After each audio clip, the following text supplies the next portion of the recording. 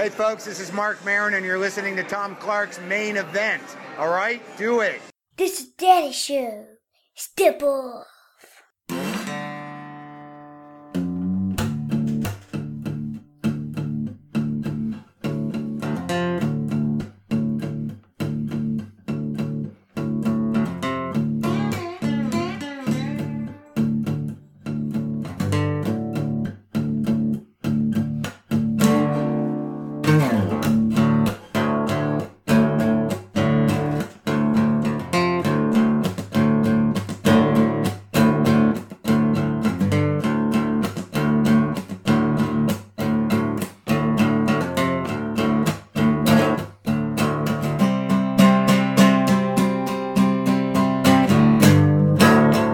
Hey, what is up? Welcome to the program. Thank you for tuning in. Ladies and gentlemen, my name is Tom Clark, and you are listening to Tom Clark's Main Event.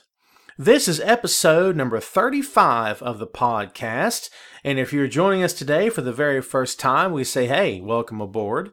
If you're coming back for a repeat visit, we say, hey, thanks for coming back. And to everyone involved, we'll extend to you, as always, the customary laurel and a hearty handshake. Thanks for tuning in. Thanks for listening. Thanks for supporting. And hey, thanks for always being there, Doc. This is it, folks. This is my show. I'm Tom. I'm that big hairy dude that's smiling back at you right now with the cans around his neck. That's me. This is the main event. This is what I do. I am a wrestling fan, first and foremost, but secondly, I am a wrestling writer. I've been doing this professionally, I should say, since 2010. It's been a dream of mine to always be in the business, which I managed to do around the year 2000. I got in and had the time of my life, and I had the bug long before I got in. I had it when I was in. I still have it. Pro wrestling is a passion of mine. It's something I cannot stop following, despite what any smart mouth fans or critics out there might say. Hey, if you don't like it, just quit watching. It's not really how it works for diehard fans such as myself, and probably for some of you out there as well. So if you consider yourself a lifelong fan, if you consider yourself somebody that maybe just got here and just wants to learn about the business and see what it is they're actually watching, brother, have you come to the right place? And sister. We include everybody here at the main event, because here on the show, what my objectives are, well, they're very simple. They're to educate, entertain, inform, and enlighten. That's what I do. That's what I attempt to do. And I do that with the help of my great audience, which is growing by leaps and bounds. I have to thank everybody out there for listening. I have to thank everybody out there for giving me the time of day. You don't know how much it means to me to get support the way I do. It's a truly awesome thing to do what you love and to get rewarded at it at times. So it's very cool. So before we go any farther, let me throw a quick couple of things out there to you that are non-business related. I am coming to you right now from the very lovely and spacious Boink Studios here in the great state of North Carolina. Yes, I am on the East Coast, and yes, we have been slammed with some of the worst weather that I have seen in a while. It's kind of been like the equivalent of a really bad snow season here. Within the past 2 weeks, we've gotten so much rain, it's crazy. Dams have been busting up, homes have been washed away, and people have been losing a lot of stuff. Be very careful who you donate to, because there's always organizations out there that the money's not going to go to good use. So you have to be careful. I'm not here to officially sponsor anybody, but I will tell you this. The American Red Cross is always a good organization to deal with. If you can manage to throw some money, and I know it's kind of a big deal, but there's a lot of good people out there suffering for things they didn't do, that they didn't do wrong, that was out of their control, the act of God, as it were.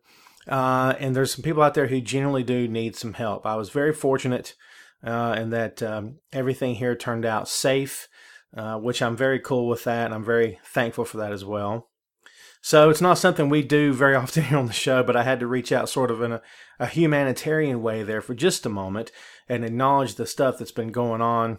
And again, encourage you to find a charity that you trust. Do your research on it, by the way. Don't get duped. But if you can do anything to help some of these poor folks, because some people have lost everything they have, which is a scary, scary thought. I can't imagine. Just imagine, man, pictures and videos and, collectibles and things that you've spent a lifetime acquiring. gone. But more importantly than all that, your home washed away. Your car is gone. Everything that you cherish in this world, everything that you own, washed away. It's a really big deal, man. So again, if you can do anything out there, if you're able, and money's tight for everyone, I can feel you. $5. Do whatever you can. It's a really big deal, and I know everyone on this side of the country would be greatly appreciative of any effort that you might be able to give. Okay, so let's get away from the real world and jump into some fiction, shall we? Nothing like some pro wrestling fiction to spend your morning, afternoon, evening, and late night by, as I always say. The main event this time around is Raw ratings and reaction. And man, if you know anything about WWE, if you know anything about what's been happening for Monday Night Raw, then you know that the news is not good. Let's go ahead and let you know right off the bat where we're coming from on this. This is from a piece that I published on Sportskeeda on October 11, 2015. The piece is entitled 5 Things WWE Should Do to Improve Raw Ratings. Now, I know what you're saying. Tom, what makes you the expert on improving ratings for Raw? Do you work inside the company? Well, no, I don't. Tom, have you booked matches before? Yes, I have. Have you written storylines before? Yes, I have. Do I know anything you've done? Probably not. As I said, I'm in the Carolinas, man, so I've done some local independent stuff over the years and had a blast doing it, had the time of my life, as I said before, but you probably don't know any of my work, and that's perfectly fine with me, but because it doesn't erase what I did, and I had a blast, and it was the best time of my life in terms of just getting out there and having fun with pro wrestling, man. That's what it's all about for me. Why am I an authority on this? Well, I'm not. No more than you are. No more than any of us are individually. I think collectively we can all pretty much come up to maybe the same conclusions, unless you're just those wacky fans who say, I know how you fix WWE, just fire John Cena, haha. You people annoy me. If there's any one of you out there listening that believes that way, I'm not going to tell you to take a hike because, you know, I want you to listen. But at the same time, you really do need to check yourself and understand who it is you're talking about, because that seems to be the knee-jerk reaction to everybody involved. Hey, just fire the top guy. John Cena, as a side note here, is reportedly going to take some time off. It's going to be interesting to see how that company responds in his absence, who they put to the forefront, because honestly, anybody that gets the spotlight while he's gone will have it while he's gone, and then we'll have to probably relinquish it or share the biggest part of it when he does come back. John works a tough schedule. John's there all the time. He comes back from injuries before they say he should, which a lot of times maybe that's a work. It's hard to say, but I know the guy is superhuman in a lot of aspects. That's not just criticism thrown at the dude. He's pretty well superhuman. But again, what makes me an authority? Well, nothing does. But this is from a guy who has watched, who has been a fan for all of his life, who writes about this stuff 8 days a week.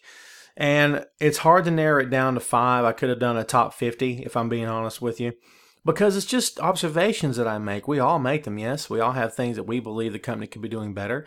It doesn't mean that we're the best bookers you've ever seen. Doesn't mean, contrary to what critics and skeptics out there will say to you, well, if you're so smart, why don't you try to book it? No one's saying that. It's just a matter of, again, observations. When you watch as much as we do, when you're a diehard fan, and you watch all the time, you absorb as much of the product as you possibly can, you tend to see trends develop, you tend to see things that maybe could be done a little bit differently, maybe done a little bit better. So that's where this comes from. And this is not a top 5. This is just 5 things, in my opinion, in my humble opinion. And yes, by the way, thank you for reading. In my humble opinion, that WWE could do to improve ratings. As we said before, not that caveat is out of the way.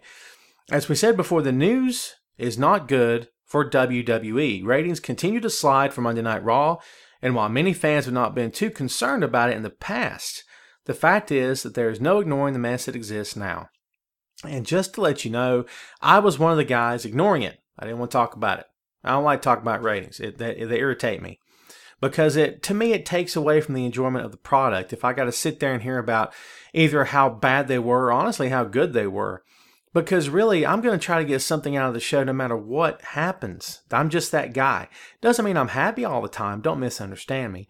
It doesn't mean that everything they do is kosher in my eyes. I never said that either. But I do try to pull as much positivity from it as I possibly can because, I mean, dude, that's just the best way to be about it. And I'm not always happy. I don't always begin and in the middle and end the show saying, wow, what a great show, eh? That's not really me. It's just, I do try to pull the good out of it that I possibly can. So I don't like talking about ratings. They bore me. I'm not one of those guys that goes and researches numbers and crunches numbers and all that stuff. I can, but I like to throw down from more of a character standpoint, from more of a storyline perspective. I think that's where my strengths are. So that's where I come at you from pretty much all the time, no matter what website I'm writing for, whether it's my own blog or here on the show especially. That's kind of what I do. So ratings, in my opinion, they're always present. They're always going to be there. But as far as me wasting a lot of time or spending a lot of time, I should say, and losing a lot of sleep over, I really don't. But guess what? They're kind of hard to ignore. In fact, they're impossible to ignore. Why? Because the company, WWE, made the headlines for too long to be denied. And it is becoming clear to everyone, yes, yours truly included, that WWE must do something to steady the ship. The truth is, the effort must be made right now. Why? Because WWE, here's the trick. WWE is accustomed to going through a slump when the NFL comes back to TV. Can we all agree on that? Monday Night Raw becomes a big deal going head-to-head with Monday Night Football. You've got games being played on Sundays. Sometimes they interfuse with an event on WWE Network. Pay-per-view, if they're still calling it that. I still write the words pay-per-view. Just as a side note, I think I might change that. A WWE Network event maybe is the best way to put it, because pay-per-view is going to eventually die for that company if it hasn't died already. I'm just being straight with you right now. But then they have to worry about the NFL when that happens. If the NFL has a Thursday night game, WWE has to worry about SmackDown, of course, and it's going to always be there. There's not much they're going to be able to do about it. The NFL's not going to be going away anytime soon. $1 billion industry, right? So is WWE. So both titans of their individual sports going sort of head to head, I suppose you could say. So fans are used to seeing this slump go down. It's not something that we've not seen before. It's not something that is unfamiliar to us. We're very familiar with it. It happens all the time.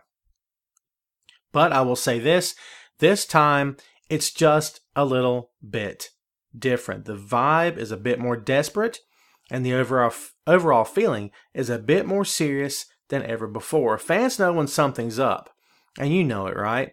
We all know it. The question now is exactly what will be done to get the world's largest pro wrestling company back on track. WWE, they can do a couple of things here. They can throw more money at the problem in the form of celebrity guest stars, which we all want that to happen, right?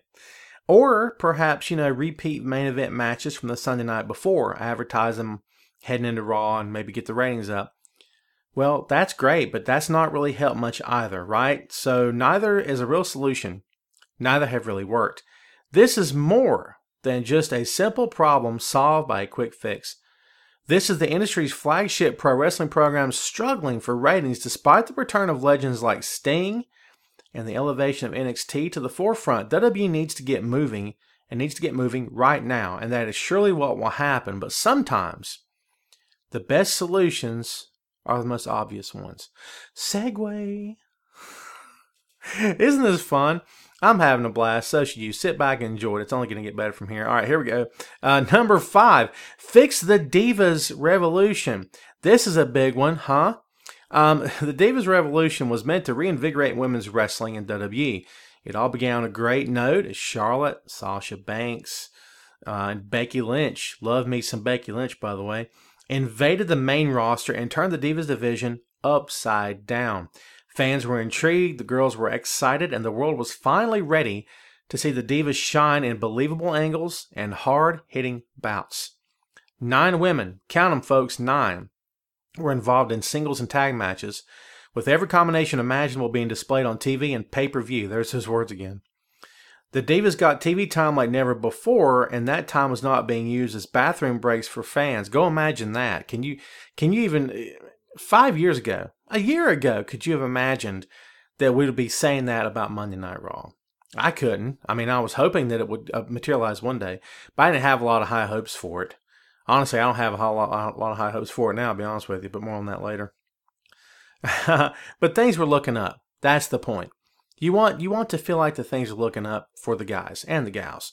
And I've said this before many times on the program here, but just as a really quick soapbox moment, if you will, if you call yourself a pro wrestling fan and you sit back and you pray for the death of TNA, you pray for women's wrestling to suck, you pray for Ring of Honor to not do anything, and you're glad to see Jeff Jarrett not make any forward progress with Global Force, you ought to be ashamed of yourself, man. You're not a pro wrestling fan, okay? You're just some hack. That's what you are. All you care about is WWE and nothing else. And if, you know what, if that's the case, fine, but don't begrudge another guy from going to another company to make a living for himself and his family. That's a little ridiculous. I've heard criticisms leveled at everybody that is working for other companies, or a lot of them anyway, and it's just really sad. If you are a true pro wrestling fan, like I am, like a lot of others of us are, then you believe, as I do, that the more companies the guys have to work in, the better. That's good. That means survival of the business. That's what it's all about. Quick soapbox. That's all I had. Wasn't that fun? Okay. All right. So things were looking up for the Divas. The Revolution was in full swing. Everything was great. Everything was peachy. But you knew there was a but coming, right? But then the point was lost when the established and entrenched Bellas began proclaiming they were the true leaders of the Divas Revolution. It's so laughable, I can't even tell you. What creative genius came up with, all right, Nikki, Bree, Alicia, gather around. I want you guys to go out there and say, we are the leaders of the Divas Revolution. I'm sorry, what? Are you serious right now? Dude, that to me was one of the first signs. I was okay. I was good. And I hate to be that guy to start, doom-saying long before anything bad happens. But when that moment came, I sat there when I first heard Nikki say that crap, and I said, wow, that stinks. That smells really bad. In fact, it's becoming putrid. You are disarming Paige, Charlotte, and Becky. You have disarmed them. Automatically. How are you starting a revolution when you are the... That's like John Cena saying he's starting a revolution. No, you're not. You're the top guy. What was it Punk said to him that time? You have become the thing you hate the most. You have become the New York Yankees. Because he is. No disrespect. I'm just saying. The New York Yankees aren't going around saying, we're the underdog, we're going to start a revolution. You're the New York Yankees. Are you kidding me right now? Again, no disrespect to anybody involved. I'm just saying. So to me, it was sort of akin to that. I think it took the wind out of the sails of Becky, Paige, and Charlotte. And it gave Nikki and her two girls something to say, but didn't make any sense. It was kind of odd, a little bit off-putting for me personally. I don't know where that came from, okay? But then, to add to that, Sasha, the boss, baby. Sasha Banks began, she inexplicably began to disappear from the storyline. She's there 1 minute, poof, she's gone the next minute. Gone. Bye-bye, see ya. Don't know where she's at. Where is she? Don't know. She has an awesome match, NXT Brooklyn against Bayley, in which Bayley wins the title. Next week on Raw, where is she? You see what I'm saying? Very small role, very minor role. They go to places where Sasha's not on the card, especially on Raw. They're chanting, we want Sasha. Where is she? Don't know. Don't know. No one knows. Why is she not there? I wrote a column for Bleacher last week. You'll have to bear with me here on the headline if I can remember correctly. But it talked all about Sasha's absence from the Divas Revolution, and it was actually posted on October 2nd. Divas Revolution must feature Sasha Banks to truly succeed. Guess what? Hasn't happened yet. It's not that it can't, not that it won't, but it's not happened yet.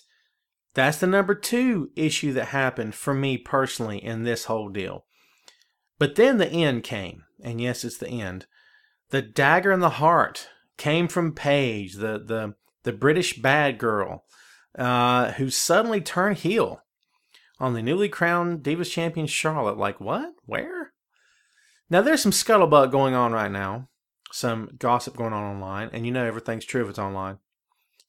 But some garbage piece that I read the other day saying that Paige is being punished. By the way, I'm not gonna dignify the name of the website that this piece of trash came from, but that's what it was garbage. And it suggested that Paige was being punished for she said the F word in the media, and for her actions and behavior and whatnot.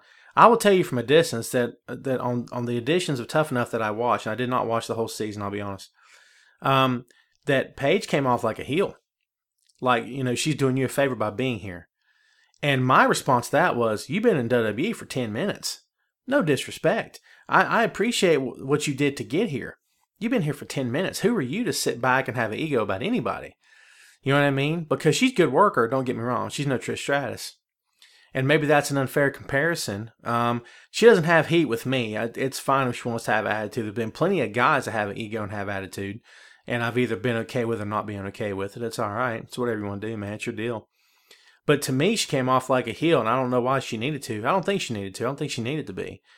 But if anything in that little garbage piece was true, I could see it maybe from that perspective where the company's saying, dude, you need to relax a little bit.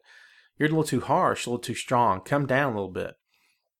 Because she drops this ridiculous, what some people are calling pipe bomb, which I touched a little bit on this in episode 34, I think. Whoever calls it a pipe bomb's got to be out of their minds. It's not a pipe bomb. It's a bit of hilarity, the likes of which I haven't seen in a long time. She turned heel the night after Charlotte won the belt. I'm like, excuse me, what? This was your idea. She's the one that went through the locker room. Remember? She's the one that went through the locker rooms trying to recruit girls to her cause, and no one wanted anything to do with her. Until Charlotte and Becky Lynch came along. And they're the ones that helped make it happen. And then all of a sudden she turns on them, and she makes it sound as though that Divas Revolution is a joke. Yeah, but technically speaking, it was your joke, right? It was your idea. You're the one that did it. Are you kidding me right now? So that kind of stuff really threw me for a loop. And to me, that's what did it. That's what did it. Because the move made Charlotte look small and called fans to laugh. I did. To laugh at the ridiculousness of it all. WWE had taken a great concept, and Divas Revolution was a great concept. Don't let anyone fool you. And ruined it before our very eyes. Here's the kicker. If the company wants to keep viewers and bring back more, then this has got to be corrected. Okay? Because they baited the hook. They put it out there in front of you, and then they yanked it back before you could get a hold of it. Okay? Because they ruined it. But they've given you an idea and a vision of what it could be when it works, and now you want more. I do. Absolutely, I want more. But they need to fix it. Okay? They need to make this thing work. All right? The women deserve a chance to succeed. And they had it at their fingertips. It was right there. But again, pulled back. I mean, the bait was pulled back before the fish could bite, man. This has got to end right now before any more collateral damage can be done. Fix it right now. Fix it. You have to. You don't have a choice. Again, you as in the company, threw it out there to us. Make good on it. Don't screw this up. They've screwed up so many times before. Don't do it this time. Fix it, man. Fix it. Okay? That's what I'm saying. Forgive me if I get to Asuka, debuted in NXT from Japan. Good worker. I don't know that she had the debut that a lot of people are saying that she had. She looked good. Don't misunderstand me here. I think that she had a fairly good match. I don't know that she came off like Brock Lesnar like a lot of people thought she would. She showboats a lot in the ring, which reminds me a lot of Rob Van Dam. She could have fun on Raw, sure. A year or two down the road, well, not 2 years, they won't keep her in NXT that long, but let's say 6 months down the road, she pops up on Raw. Great. Can you hear the enthusiasm in my voice right now? Great. So what now? What happens next? Don't nobody know. Want to know why? Because WWE doesn't know what they're doing with the women. Okay? How can you take a division with talented girls, forget the word girls, I apologize, with talented wrestlers, okay, and screw it up? How do you keep consistently screwing it up? You know how frustrating that is for me as a fan and as a writer both? I've written about the Divas more than a lot of people, a lot of writers I don't even know. Want to know why? It's not because those guys don't care to write about it. They're fine with it, but they're sick of writing about it because nothing ever changes, okay? Me, I'll always write about it because I want it to change. I want it to get better. You can't tell me that it can't improve ratings. Tell me it can't. Tell me it can. I'll say you're telling me a falsehood. You're dishonest. That's all I'm saying. It can help. Trust me. Number 4. This is another thing that I feel the company can do to improve ratings on Raw. Feature more top stars on a regular basis. Now, I want you to really think about this one, okay?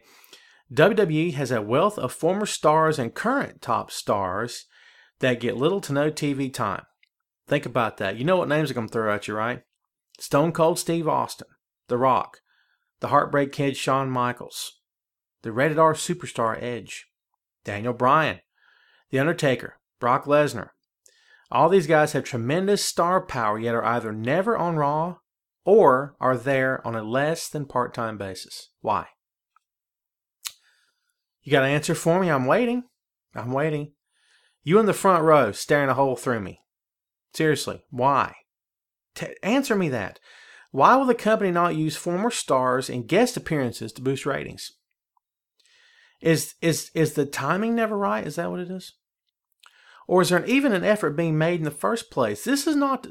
Let's get this straight before I go any farther, before anyone sends me any hate mail because of this. This is not to suggest that older stars be brought in to take main event spots from rising talents. We've heard that said a million times. That every time Rock comes back, he takes main event spot when he shouldn't have it. That maybe even Sting was part of the problem. You know, that if Stone Cold were to come back, he'll be part of the problem too. Well, why does Stone Cold have to work Brock Lesnar, which, by the way, it's not going to happen, shut up, when it could have been Cesaro? Do you see what I'm saying? I'm not saying that should happen. I'm not even saying that any legends need to come in and work matches at all. Did I say that? Who said that? I didn't say that. But how much of a ratings impact would it make if Stone Cold Steve Austin showed up as a follow-up interview to the podcast? Just an example. Doesn't have to happen. This is just me armchair booking it. Who knows? Maybe it wouldn't work. Maybe it wouldn't be feasible. Maybe Austin couldn't find the time. Maybe WWE couldn't find the money. Maybe Brock didn't care about it. I don't know. Maybe everyone's a company guy and I've got it all wrong and they're willing to do it, but no one to be creative can get the smart idea to have it happen in the first place. But how about Austin in the middle of the ring as a follow-up interview to the podcast? Because, you know, there's a couple things you said in that podcast are kind of, irritating me, and I got to ask you about them. Okay? And, you know, how many people would tune in if they knew that Austin was going to interview Brock in the middle of the ring on Raw? Here's another one. How many fans would tune in if they knew The Rock was going to be on Raw? And then to see The Rock cornered by the Wyatt family. They're a little bit stronger now, wouldn't you say? Braun Strowman is no Bray Wyatt. I don't know that he's an Eric Rowan either. Braun's pretty green. But he's a big dude. But they corner The Rock. And before they can lay hands on him, or maybe they start beating him down, here comes Roman to save the day. How many people would pop off that? I think it would help, don't you? How about this? If Daniel Bryan was named the new Raw GM. By the way, what happened to the GM position? Gone. Over. Dead. Over. Done. That's okay. We're not missing it. I'm not missing it. Are you? I'm okay with it. I'll get to more of what I'm not okay with later in terms of who's in charge. But what if Daniel Bryan were brought in as the new Raw GM with the backing of Vince McMahon? Say he got ticked off at something that Stephanie Hunter said in storyline and said, you know what? You're going to act that way? Here's a challenge for you. Daniel Bryan's your new GM, and he's got my support. Go with that. How cool would that be? To tune into Raw every week and knowing that Daniel Bryan was going to go out there and give the crowd what they wanted. Seriously. The full backing of Vince McMahon behind him to counter the authorities' rule. Couldn't fans expect to see a bump in the ratings? Now, think about all those scenarios laid out end to end to end, okay?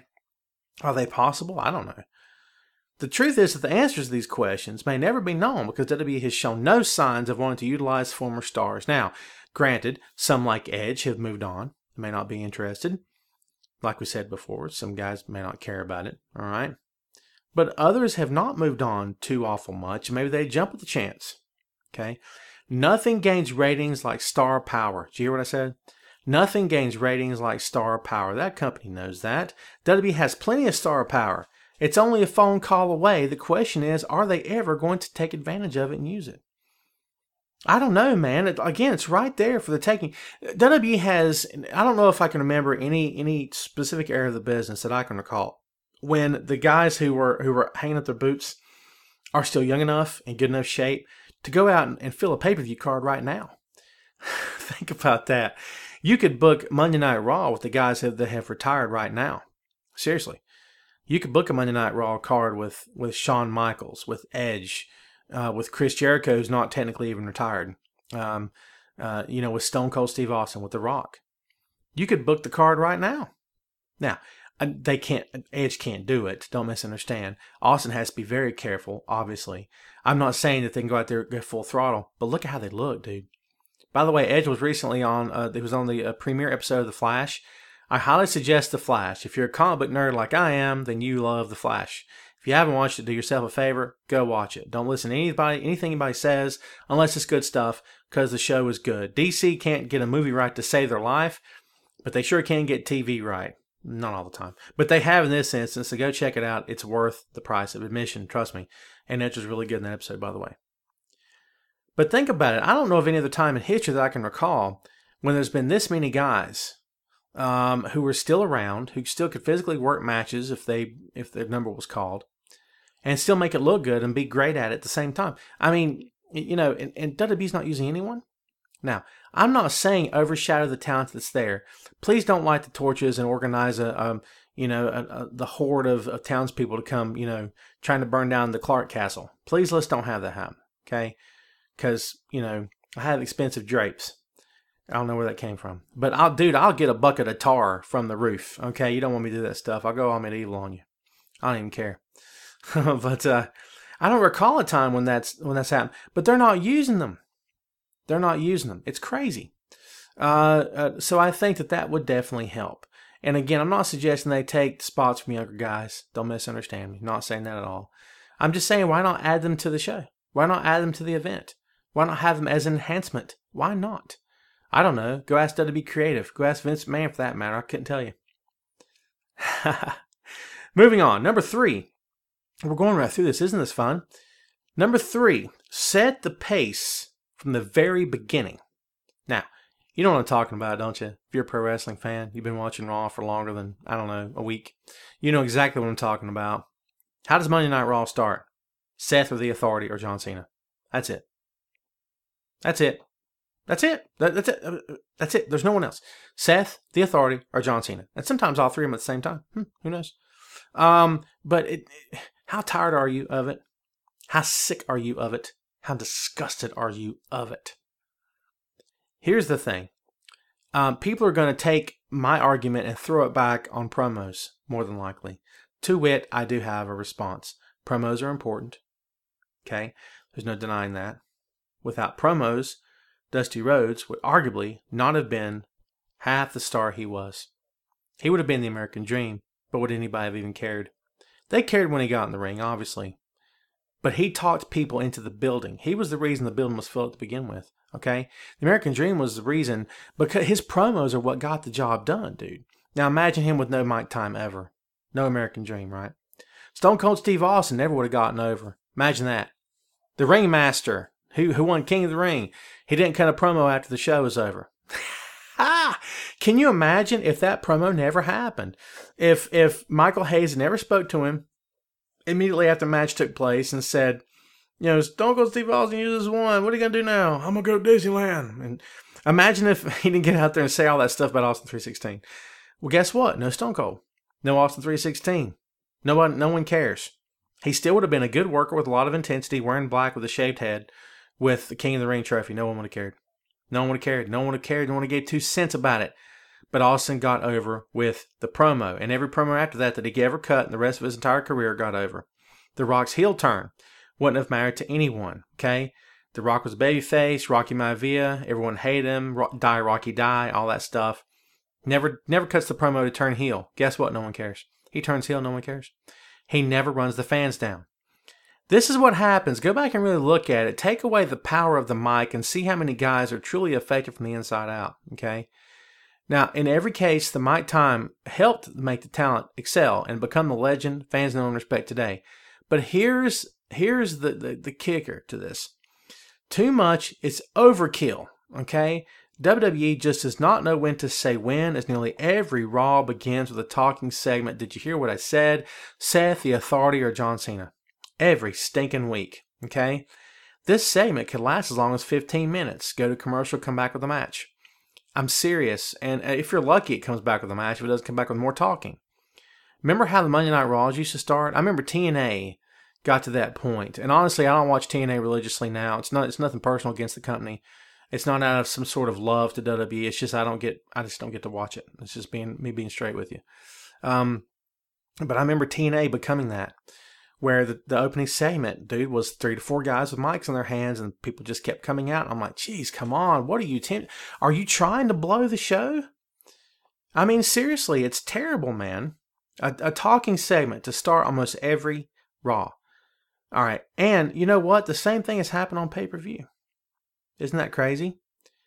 While some programs do need a setup, some shows do need the introduction, the fact is it's become a real problem for fans that have grown very tired of getting bored week in and week out. I mean, seriously. Fans pay big money and want to see big matches. Are they getting them? Well, they're getting talking for 15 to 20 minutes. Is that what they want? I mean, I don't think so. I think fans want the matches. Fans want the wrestling. This has got to be addressed right now, okay? When Raw begins the high-octane match, the tone is set for the rest of the night. Can we all agree on that? It's a very simple concept, one that pro wrestling promotions have known for years. When the show kicks off with energy, fans are pumped up and are more likely to stick around. If the audience is spiritless, if they have no energy, no emotion, they may not come back. Isn't that something? The show, the audience, your crowd, your paying customer, rises and falls depending on how you do, depending on your momentum, depending on the energy that you put in. The wrestlers know that. Why do the bookers not know that? Why does creative not know that? Honest to God. Every Raw starts with a talking segment. More often than not, they usually always typically do. Aren't you disgusted? Yes, I am. I'm sick of it. Stop it. Cut it out. I can't take it anymore. Fans at home, hello. And in attendance, hello. They need to know what they're about to see is going to be good. It's going to be fun. It's going to be exciting. Long, overdrawn talking segments do not get that message across to anybody. WWE does not want fans to change the channel, but does very little to keep them from doing just that. Raw must begin with a bang, or the show could end in a whimper. This is probably the easiest thing to fix on the list. Doesn't take that much time or effort at all. Don't book a 10 to 15 minute talking segment at the beginning of every Raw. We're sick of it. You knew it was a problem when the Authority started introducing every pay-per-view. Every pay-per-view. I mean, how many in a row did it happen? And you're like, Jesus. Even WrestleMania 31, they came back out after Hunter had his match with Sting, for crying out loud. Are you serious right now? Are you high? At what point was he told backstage this is a good idea?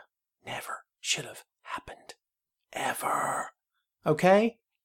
You just made the match look like complete crap. You made yourself look like complete crap. He didn't even lip down to the ring. He didn't even sell the stress of the match, the physical turmoil it took on his body. I mean, I'm saying, storyline perspective here, people, stay with me. He didn't sell a thing. Why? Because the talking segment was more important, because Ronda Rousey was more important. Couldn't the timing have worked out a little bit better? I'm just throwing it out there to you. I have no idea. Again, am I the booker? No, sir. Just throwing you my opinions out there. Take them or leave them. It's up to you. Speaking of the Authority, and I know you like to, by cracky, they're the number 2 reason. Oh, it's going to be fun. Stick with me. I know you love this one. All right, here we go. You ready? Number 2. It's awesome. Here we go. Say it with me. It's going to be fun. Hold on to your hats, folks. This is the best one of all, in my opinion. End the Authority. Say it with me. It'll feel good. Trust me. It's 3 little words. It's real simple. Ready? End the Authority. Wasn't that fun? Don't you want it? Don't you want it more than anything on this planet? I know I do. The Authority has been in power since 2013. Think about that. 2013. Okay? 2 years. 2 years the Authority has been in power. Go back and do your research, folks. How long was any corporate heel faction unit authority figure in total power for that long? I mean, even Vince wrote himself off TV occasionally, right? And the Authority is no Vince McMahon, by the way. But for 2 years, Triple H and Stephanie McMahon have ruled WWE with an iron fist. Superstars have come and gone. Storylines have succeeded and failed. Fans have tuned in and tuned out. The only constant besides John Cena has been the Authority. While it's universally accepted that Cena isn't going anywhere, that doesn't mean the authority shouldn't. The time's come, man. It's here. Wrap it up. Seriously. WWE may love the heel corporate structure, but this is not Mr. McMahon versus Stone Cold. That angle was entertaining, and this is quite frankly just stale. Fans caught a glimpse of change, but it was taken away from them when the authority lost its power thanks to Sting. Remember that? They regained it almost immediately, which left everyone scratching their heads as in a what kind of moment. Seriously, what was all that about? You have one of the biggest icons in the history of the business that come in, and he impacts the roster, he impacts the show to the point where he allows Triple H and Stephanie McMahon to lose power. It's a big spot, big way to bring him in. Guess what? They turned it around. And they took it right away the next, what was it, not even 2 weeks, 3 weeks later, whatever it was. Nonsense, man. Ridiculous. It was almost as if the company saw the opportunity to do something fresh, but then changed the plan at the very last minute. Oh, I'm not done. It gets better. Remember this one? This is kind of a big deal. The authority also withstood Daniel Bryan's victory over Triple H. Think about that, as well as Batista and Randy Orton on the same night. Now, if you're not paying attention, I'll say it again. Daniel Bryan defeated Batista and Randy Orton. Oh, by the way, the leader of the authority, Triple H, in order to even get to the main event of WrestleMania. WrestleMania 30. The big 3-0. Bryan defeated Triple H and his two top guns. Okay? They were supposed to have shut him down. Bryan took them out. Pinned all three of them. I mean, well, you know what I mean. Pinned Triple H and beat the other two in the main event of WrestleMania 30. And won the WWE World Heavyweight Championship to boot. The authority's most coveted trophy was lost to the one guy they despised the most. But guess what it did? Nothing. Made no difference. The authority remained intact and continued on. Now, we're not talking about Bryan's injuries or after the fact or anything like that. Don't get me wrong here. We're not talking about that. Okay. We're talking about the fact that storyline-wise, didn't touch him. Didn't touch him. I've said since the day it happened that the Monday Raw after WrestleMania 30 should have been the authority imploding from the inside out. There should have been a lot of finger pointing, a lot of guys disgusted with each other, Triple H irate. Didn't happen. It didn't happen. Daniel had like 2 minutes to laugh and enjoy it, and then it was back to war with the authority we go. The authority is untouchable. Okay? They have continued and overcome despite whatever has been thrown at them, they have overcome. There's an old adage in pro wrestling, and it might be something that you don't know unless you've been in the business, and you might have heard it or read it from someone somewhere along the way, but it goes a little something like this. Heels never win, and babies never lose. Okay? Now, we're talking long term. I'm not talking about heels can never win a match. Don't be silly. I'm saying that in the final grand scheme of things, in terms of the overall running storyline, the overall narrative of the promotion, whether it's WWE, Ring of Honor, TNA, whatever it is, the heels never win, the babies never lose. Why? Ask yourself. Because it's the only way to keep the drama alive. Who wants to watch a show where every week the babyface wins all the time and the heels can't touch him? There's no drama in that. There's no fun in that. A babyface builds his character by the challenges he has from the heels on the roster. Okay? Dusty Rhodes was amazing. Hulk Hogan had a great run. John Cena's, killing it. But without competition, without heels to be there to try to throw him back on his heels, trying to throw him back down, then there's nothing there. You see what I'm saying? Imagine Hogan without Piper. Imagine Dusty without the Horseman. Imagine Cena without, Orton, Edge, CM Punk, and maybe now Kevin Owens. Imagine that. Not the same guy. Heels never win, babies never lose. And go ahead and reverse that also. You're keeping the drama alive. You're also keeping the struggle alive between good and evil. But on the same token, on the reverse angle of that, the heels win every week here. Where's the drama in that? There's nothing interesting about that. Not anymore. No one cares about it now. This is not a matter of I want the authority out of power because they're heels and I don't like the heels. No one said that. Don't put words in my mouth. Don't be that way, okay? What I'm saying is, this thing has run its course. Let it go. It should be over now. Just take it home. I'm sick of it. Wrap it up and move on to the next thing. Stephanie and Triple H, they're still going to have their job titles. Just write them off TV. They don't need to be there all the time, do they? It's ridiculous. The general managers didn't get on my nerves the way these two do. It's crazy. Because, in my opinion, it chokes the program. It chokes the flow. It keeps guys from having just a natural, organic feel to their storylines, their matches, the flow of the program. Again, just one guy's opinion, but I'm just saying, the authority needs to go. I think you get ratings up. I don't care if you replace him with another heel in the long run. It's fine. I'm okay with the heel being in charge, but you got to have some kind of counteraction to that. You got to have a system of checks and balances. You know what I'm saying? Can't have a Republican without a Democrat. You just can't do it. Or vice versa. You can't, dude. You've got to have that competition. You got to have that yin and yang. Because you got to have enough out there for everybody to watch. No one wants to see the bad guy win all the time. No one wants to see the bad guy win, period. But you're killing it. You're choking it, dude. Knock it off. Move on. Are they so in love with the idea of Triple H and Stephanie being on TV all the time that they can't stop? That they can't let up? Are you serious right now? How much weed do you have to smoke to believe it's okay that the bad guys win every stinking week? Dude, that's the McMahon-Helmsley era right there. You want to go back to that? Do you? I don't. I don't. Ever. And that's what we have. It's the McMahon-Helmsley era 2.0. No disrespect. They're both playing their parts very well. I'm fine with it. I'm not disputing that. But they can be written off TV for a while. Enough's enough. Move on to the next storyline. It's getting old. To me, that could have maybe been number one. Honestly.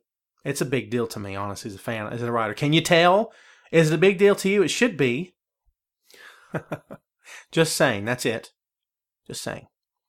Okay, here we are, folks. We have come to the number one reason. This is a good one, too. Hope you're ready. Buckle in, because this is a good one as well. Maybe not as controversial. But this one is plain and simple, man. It's black and white. It's as plain as the nose on your face. As plain as the mic in front of my face. It's the truth. Here we go. Number one, create more main event stars. Bam, I said it. You like that? This is the big one, baby. The one that needs the most attention right now. The simple fact here is WWE cannot improve ratings or move forward for that matter without building new stars to carry the company. Everyone wants to talk about the Attitude Era. If I hear one more person talk about the Attitude Era, I'm going to put somebody through a table. Could be you. Don't push me. The Attitude Era is considered by many to be, I'm just kidding, but to be the best WWE has ever known. Not in my opinion, that's what a lot of people say. And the biggest reason for that is the incredible number of main event talents that were in the locker room during that time. Think about this list of names, okay? Stone Cold Steve Austin, Triple H, The Undertaker, The Rock, Chris Jericho, Shawn Michaels, Bret Hart. Holy crap, dude. Seriously. All these superstars main evented TV shows and pay-per-views all over the world. They all rose to prominence in the business thanks to WWE. Now, some would argue that the timing just happened to be perfect for the legends of that era to be in the same company at the same time. But the fact is, none of them would have been main event talents had it not been for the company's desire to open the door for them. The door's got to be open before you can make an impact. You hear that old story about, Stone Cold kicked the door down and ECW kicked the door down. How often does that really happen? You can probably count on one hand the number of big wow moments where a guy really broke through and changed the game. I mean, honestly, it doesn't happen as much as you might think it has or has happened in the past. It doesn't. I mean, when creative is in total control, and most time they are, the door has to be open for you at least to try to make an impact. Now, in my opinion, WWE has the talent right now to get back on track. Kevin Owens, Cesaro, Dolph Ziggler, Bray Wyatt, Dean Ambrose, hey, even Roman Reigns, God love him. They all have the ability to succeed at the main event level, in my opinion. But as long as the primary champion, Seth Rollins, and his belt, the WWE World Heavyweight Championship, is consistently owned by John Cena, and returning legends are used in key main event spots instead of the talent that's already there, nothing's ever going to change. I love me some Sting. Don't misunderstand me here. Sting's my guy. I was a fan of Sting when I was a kid. I still am now. I think he had a phenomenal run at WCW. I think his run at WWE was good. I really do. It's nothing against Sting. I'm saying overall as a company, WWE feels the need to keep bringing back legends. Now, I'm not talking about the guest spots that I mentioned before. Okay, I'm not saying that. I'm talking about consistently bringing them back. Instead of trying to build what they have now. They can claim they are, but they're really not. Okay, so is Cesaro any better today than he was before? And I'm not talking about in the ring. I'm talking about image-wise. I'm talking about where he stands in the company. Is he any higher up? I don't think so. That's just my opinion, man. I think they're doing better with him, but I don't think he's any higher up. So this is becoming an issue, okay? Nothing's ever going to change, all right, if they don't start building the talent that's already there. The guys themselves must have a hand in their own success. That much is for certain. It is for certain. But here's the thing. The door is not being opened. And if the door's not being opened, there's no chance for them or anybody else for that matter to rise up. Fans are not interested in 1 to 2 workers trading the top belt with no chance of anyone else truly becoming serious contenders. Remember the days of it being Cena and Orton? Remember how boring that was? When there was just a handful of guys that ever wrestled for the top 2 belts and they got to be the Cena and Orton show every week. Now it's the Cena show every week. I mean, seriously. Is that fun and exciting to you? No disrespect to Randy or John. I'm just throwing it out there. I'm asking the question, man. Is that exciting to you? It isn't to me. The Attitude Era was great for a variety of reasons. But they had a serious variety on the main event level. They did. The Peachy Era, on the other hand, has a serious lack of it. And that is a shame. It's something that has to be fixed if this company is going to recover and move up and get better from this point on. Seriously. The door has to be open for other guys. Now, do I say you start running matches with 6 guys competing for the championship? I never said that. But you have to make me believe that the possibility is there that there's no, that there's no ceiling for these guys. That they have to be able to bust through and get to the next level. That proverbial brass ring, which has been the object of many, many conversations and debates and arguments and heat over the last several months to a year, maybe longer. That a lot of guys say doesn't even exist, okay? Like Vince McMahon says it does. I mean, I get all of that. Maybe it doesn't exist, but you got to make me believe it does. It's boring, man. And I mean, I write about this stuff all the time. I know when they're in a slump. And as I said earlier in the program here, I try to pull the best out of anything I watch. But don't bore me to tears. Okay? Seriously, don't insult my intelligence. Don't bore me to tears. Kevin Owens rising up was exciting. Why? Because he pinned John Cena? I didn't say that. But because he made you believe, oh, dude, the new era's starting. He's just the first. No, he's not. He got took back down to size. Now, does a guy rising up need to be tempered? Absolutely. You can't hand a guy the keys to the kingdom right off the bat. Kurt Angle was a special exception to that rule. Kurt Angle had maturity the likes of which no one ever dreamed of. The guy was a natural in the ring. He translated very well from the amateur ranks. He did it all. And he looked great doing it. I'm just saying. But Kurt's once in a lifetime. Brock, once in a lifetime. The Rock, maybe even once in a lifetime. I mean, seriously. You can't just bring a new guy up and throw him everything in the world and say, here, you can have it all. That's not the old school way of doing it. It's not the pro wrestling way of doing it. It shouldn't be the WWE way of doing it. I mean, honestly, it shouldn't be at all. The way of doing it should be you bring a guy up slowly, slow build. You can bring him up with a really fast impact and then bring him back down a bit and then push him back up, which looks like that might be what they're doing with Owens right now. Here's the tricky part to all of that little theory I just spewed out to you there. You have to make it work. You have to build main event talents, man. You got to make me believe that these guys have the ability to get to the next level. I mean, let's say, and this column I'm writing also, actually I wrote this for Bleacher, and bear with me here, folks. I published this actually on October 9th. Dolph Ziggler versus John Cena feud won't give the show off the desired results. It's kind of the same idea. No one expects Dolph to win. Nobody. He could win the United States title. He's not going to become a main event player because that's not what they want for Dolph. They just don't. They never proven it to you. Have they proven it to you? They never proven it to me. Have it been proven to you? Show me evidence of it. I'd love to see it, man. Honestly, because they haven't shown me anything. Okay, no one believes it. Make me believe. Okay, they don't. This is what happens when John takes his time off.